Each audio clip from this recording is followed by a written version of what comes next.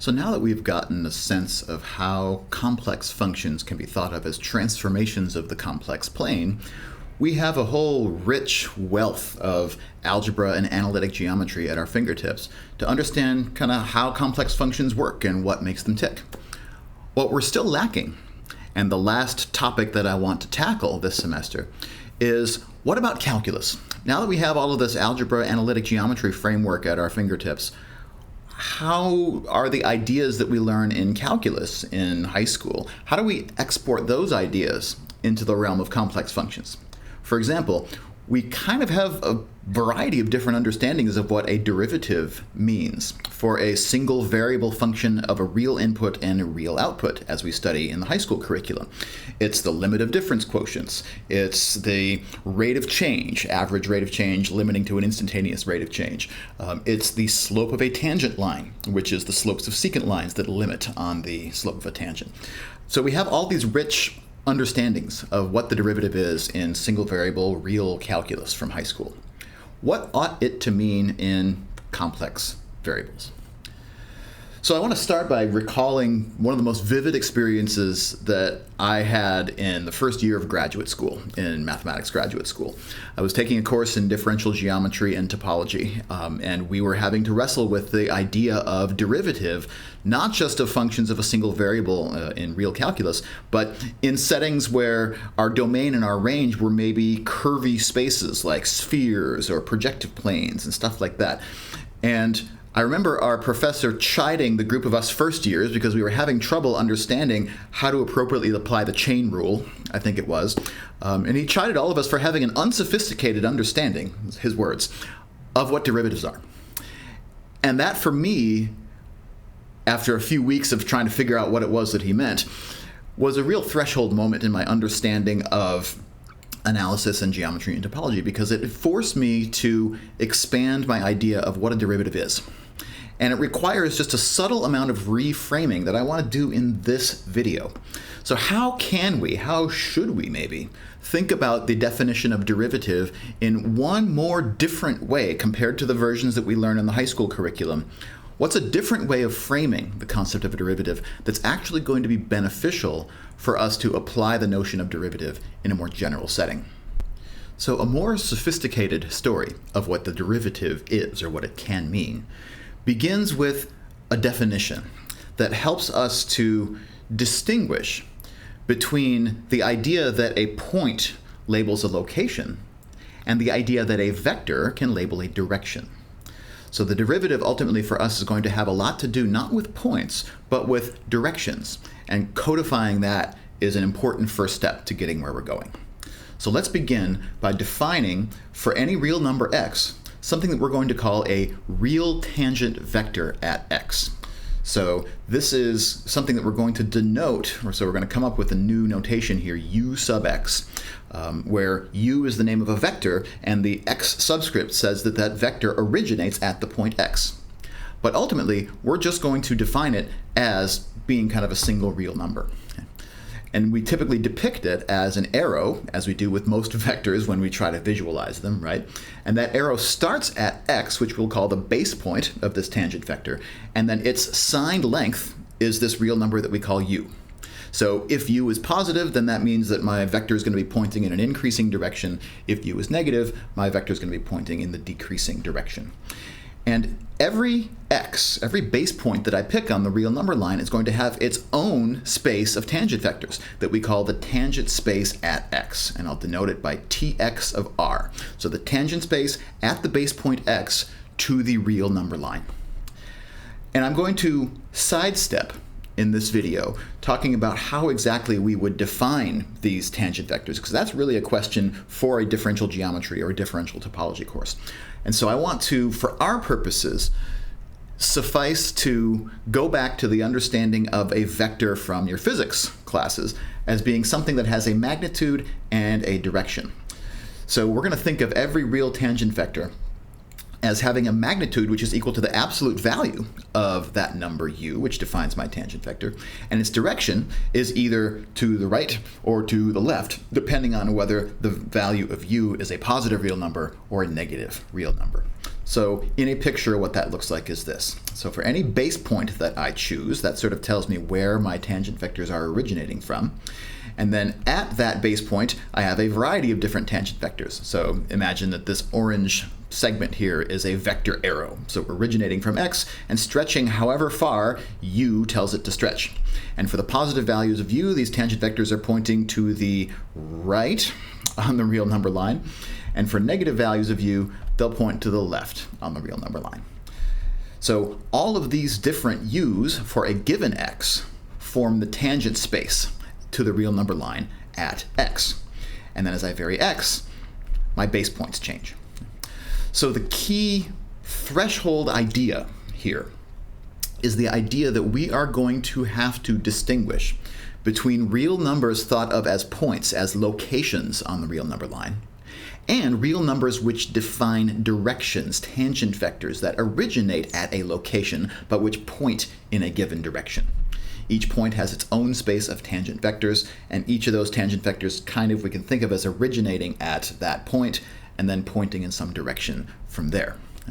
So this is the key idea, that there is a difference between the real number line, which is made up of all of these x's, and the tangent space at x to the real number line, which consists of all of these u's originating from that given x.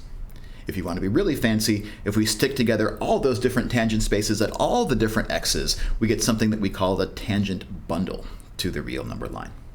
So those are some fancy differential topological geometric words that we're not going to go into any more detail than that on in this video. But the key here is that distinction, the one that's right next to me here at the bottom of the screen, which is that we need to keep straight the difference between a point x and a tangent vector originating at x, which both of them can be described by a single real number, but both of them have very different interpretations, and we should try to keep both of those straight as we go forward in this video. So with that in mind, we recall the definition of the derivative of a real variable function f at a point x, which we denote by f prime of x. It's this limit that every high school calculus textbook contains in it. It's the limit as h approaches 0 of the difference quotient, f of x plus h minus f of x, all divided by h.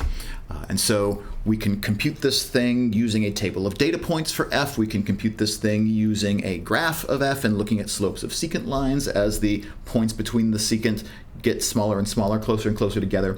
We can compute it algebraically. And it's this formula that powers all of the discoveries of the various formulas for how to take derivatives, how to compute derivative functions for all the wide variety of different types of functions that we differentiate in the high school curriculum. So this definition is not changing. We still want to hang on to this notion of what a derivative is. And remember, the geometrical interpretation of the definition of a derivative is it's a slope of a tangent line. And this is the understanding from high school, that as we pick different points along our curve, our tangent lines are going to have different slopes. And the slope at each of those points is what we mean by the derivative of the function at that point, assuming that that limit exists, right? Assuming that we can actually differentiate the function at that point, which of course is not a guarantee, but it's something that we very frequently allow to happen in the high school curriculum, where all of our functions are nice and well behaved and in a little walled garden that we study calculus in high school. So yes, it's the slope of a tangent line. But in order to reframe our idea of the derivative, we just need to understand slope in a slightly different way. So the unsophisticated understanding that my graduate school colleagues and I had about derivative was not an unsophisticated understanding of the chain rule or an unsophisticated understanding of derivative, but rather an unsophisticated or less sophisticated understanding of slope. So here is the key, the threshold idea. The key is to frame this differently. We want to understand slope as a relationship, not as a number, but as a way of relating one quantity to another. And in single variable calculus, in the xy plane, a slope is a ratio, right? It's a rise divided by a run. So we can think of a slope as telling me about the relationship between run and rise, right? And in order to make that a more general idea, we want to think of slope quote unquote, as being a relationship between tangent vectors. So how do we do that? Well, we can think of both the domain and the range of a real valued function as each having its own tangent bundle, right? All of my domain points x each has their own tangent space made up of these tangent vectors. And then my codomain space all has its own points, which we might call y's, and then all of those y's have their own tangent vectors as well.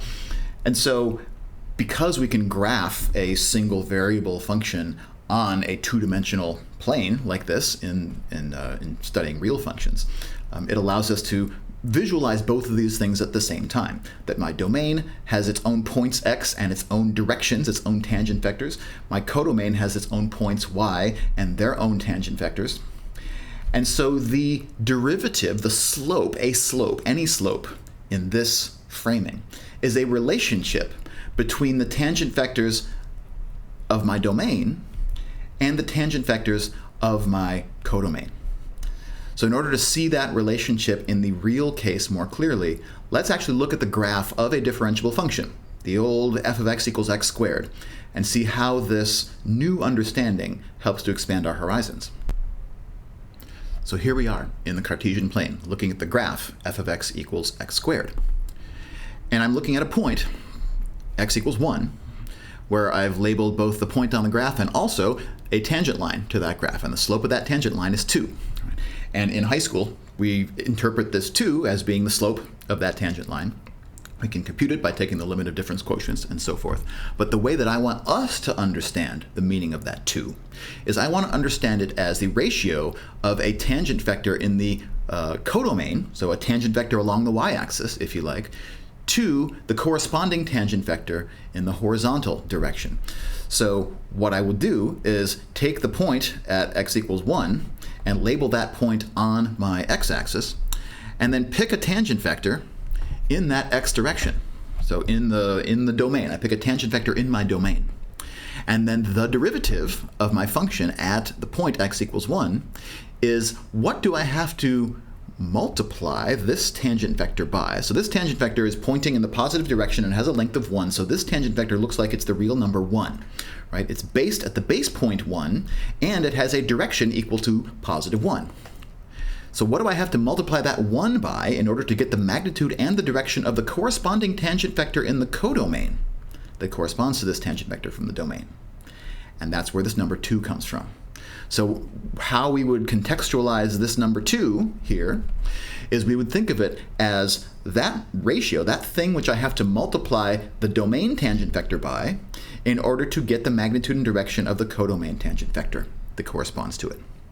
And if you take a closer look at where these tangent vectors on the x and the y axis are lining up according to the slope of my line, they're exactly the horizontal and vertical sides of that rise over run triangle that we sketch whenever we sort of define the slope of a line in any algebra class in high school. So we think now of the derivative as being that relationship between a tangent vector in the domain and a tangent vector in the codomain. And if I were to go to different points along this curve, I would get different relationships. You notice that my tangent vector in the domain still has the same length. It still looks like the tangent vector is equal to 1. It's positive and it's 1 unit in the horizontal direction. But as I move my point around, you can see how we're going into different tangent spaces along the x-axis. They have different base points. And as I do that, the amount by which this same tangent vector at different points is being stretched out in the codomain is changing. Right? That as I get into these steeper portions of the graph, I have to multiply that u tangent vector by a bigger scalar to get it to be equal to the corresponding v tangent vector that describes that relationship at this point versus at this point. And if I go to the other side of my parabola over here, that if I'm, for example, at the base point x equals -2, and I pick a tangent vector in the positive direction, then I have to multiply that tangent vector by a negative number, -4, in order that the tangent vector that corresponds to it in the codomain is not pointing in an increasing direction, but pointing in a decreasing direction. So we think now of the derivative of a function as being not a relationship between points in the domain and points in the range, but now it's a relationship between tangent vectors to the domain and tangent vectors to the codomain. And that is going to be our durable interpretation, that the derivative of a real function at a point x is the linear transformation. So I'm using a fancy word here, even though we're really just thinking of it at this point as multiplication by a number. For example, multiplication by -4 in this last example that we looked at, that turned my u tangent vector into my v tangent vector. But in general, we're going to think of it as a linear transformation, defined by taking a tangent vector from the domain, multiplying it by something which we call the derivative, and obtaining the tangent vector in the codomain. This is a notion that's going to generalize, and we'll talk a little bit more about it and how it imports into functions of a complex variable in the next video.